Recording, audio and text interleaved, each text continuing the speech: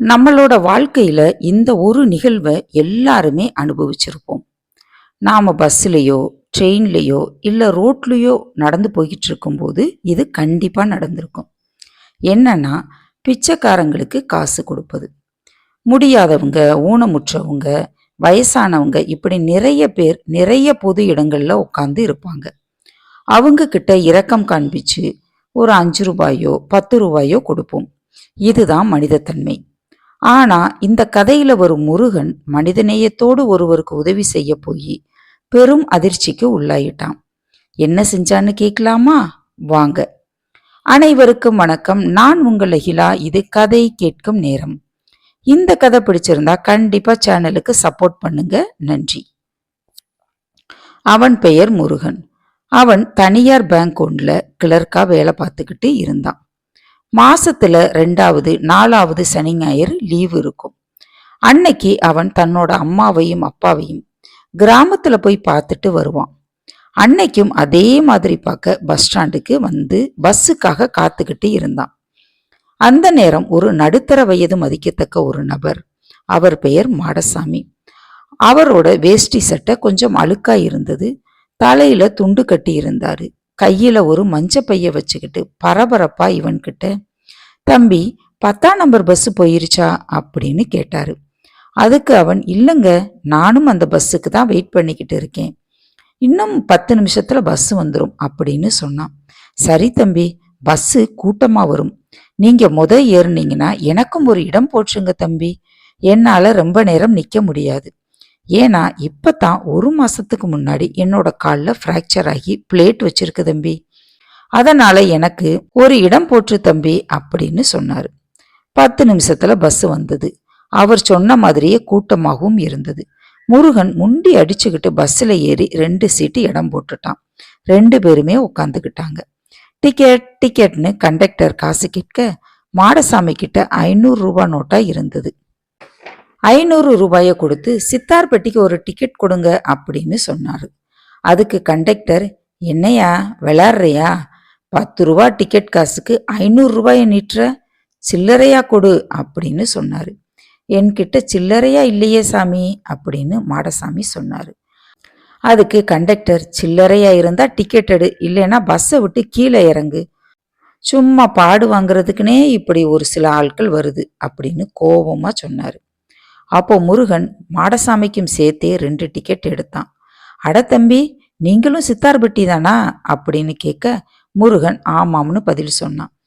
பிறகு மாடசாமி, என்னோட மனைவிக்கு உடம்பு சரியில்லை, காணாவிளக்கு ஆஸ்பத்திரியில பெட்ல இருக்கா, வீட்டுல பிள்ளைங்க இருக்காங்க, பிள்ளைகளுக்கு சாப்பிட ஏதாவது வாங்கலாம்னு நினைச்சேன், அதுக்குள்ள பஸ் வந்துருச்சு, இனி ஊர்ல போய் தான் ஏதாவது வாங்கணும் அப்படின்னு சொன்னான். சரி தம்பி, நீங்க என்ன வேலை பார்க்குறீங்க அப்படின்னு கேட்டான்.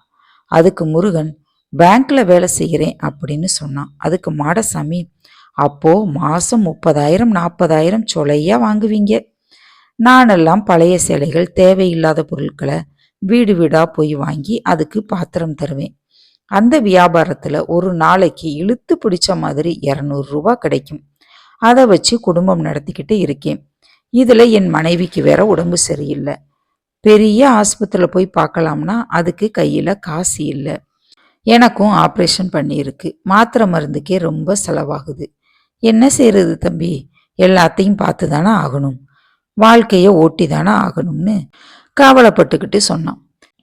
பிறகு, தம்பி, நீங்க டிக்கெட்டுக்கு கொடுத்த காசை ஊர்ல இறங்கிய பின்னாடி கொடுத்துருவேன் அப்படின்னு பேசிக்கிட்டே வந்தான் மாடசாமி. முருகனுக்கு மாடசாமியை பார்த்தா பாவம் போல இருந்தது. ஊரும் வந்தது. 2 பேருமே பஸ்ஸை விட்டு இறங்கிட்டாங்க. மாடசாமி ஏதாவது பிள்ளைகளுக்கு சாப்பிட வாங்குவதற்கு கடையை பார்த்தான். கடை அன்னைக்குன்னு பார்த்து லீவு போல, கடை அடைச்சிருந்தது. என்ன வாங்குறதுன்னு தெரியாம முழிச்சுக்கிட்டு இருந்தான். முருகன், இதோ பழக்கடை இருக்குதுல, பழங்கள் வாங்கிட்டு போங்க அப்படின்னு சொன்னான். பழங்கள்லாம் ரொம்ப காசு இருக்குமே அப்படின்னு தயங்கினான். முருகன், பழத்துக்கு நான் காசு தர்றேன் அப்படின்னு காசை கொடுத்தான். மாடசாமி, எல்லாத்துக்கும் மொத்தமா காசு கொடுத்துட்றேன் தம்பி, என்கிட்ட சில்லறையா இல்லை அப்படின்னு சொன்னான். அதுக்கு என்ன, பரவாயில்ல, என்னைக்காவது நான் காசு வாங்கிக்கிறேன் அப்படின்னு சொல்லிட்டு முருகன் கிளம்பிட்டான். மாடசாமி, தம்பி, என் வீடு இந்த காளியம்மன் கோவில் தெருவுல தான் இருக்குது.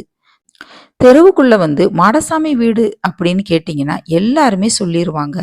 கண்டிப்பா வாங்க தம்பி அப்படின்னு 2 பேருமே அவங்கவங்க வீட்டுக்கு கிளம்பிட்டாங்க. முருகனுக்கு இந்த லீவு முடிஞ்சு அடுத்த லீவுக்கு அம்மா அப்பாவை பார்க்க வரும் பொழுது மாடசாமி வீட்டுக்கு போவோம்னு நினைச்சு காளியம்மன் கோவில் தெருவுல போய் ஒரு பூக்கடை வச்சிருந்த அம்மா கிட்ட மாடசாமி வீடு எங்க இருக்கு அப்படின்னு கேட்டான். அந்த அம்மா அவனை ஏற இறங்க பார்த்துட்டு, அந்த ஃப்ராடு பயலா எங்கேயாவது யாரையாவது ஏமாத்திக்கிட்டு இருப்பான், அதோ அந்த வீடு தான் அவனோட வீடு, போய் பாரு அப்படின்னு கேவலமா சொன்னாங்க. வீட்டுக்கு போனா அங்க அவனோட மனைவி இருந்தாங்க. மாடசாமி அப்படின்னு இழுக்க, அதுவா, அது எங்கவாவது சீட்டாடும், இல்லைன்னா யாரு கூடவாவது வம்பிழுத்து சண்டைய போட்டுக்கிட்டு இருக்கும். கையில 500 ரூபா நோட்டை வச்சிருக்கு. வீட்டுக்கு ஒத்த பைசா கூட கொடுக்கல. எல்லா காசையும் காலி பண்ணிட்டு தான் வரும். சரி, நீங்க எதுக்கு அதை பார்க்கணும், என்ன விஷயம் அப்படின்னு கேட்டா. இல்ல, உங்களுக்கு உடம்பு சரியில்லை, அவருக்கு காலில் ஆபரேஷன். ஆஹா, அப்படின்னு சொல்லிக்கிட்டு உங்ககிட்ட காசு வாங்குச்சா? அப்படியெல்லாம் ஒண்ணுமில்ல தம்பி, நான் நல்லா தான் இருக்கேன், அதுவும் நல்லா தான் இருக்கு. உழைச்சி சம்பாதிக்க துப்பு இல்ல, கை நீட்டி யாருக்கிட்டவாவது பிச்சை எடுக்கும் ஒரு வேலை வெட்டி கிடையாது.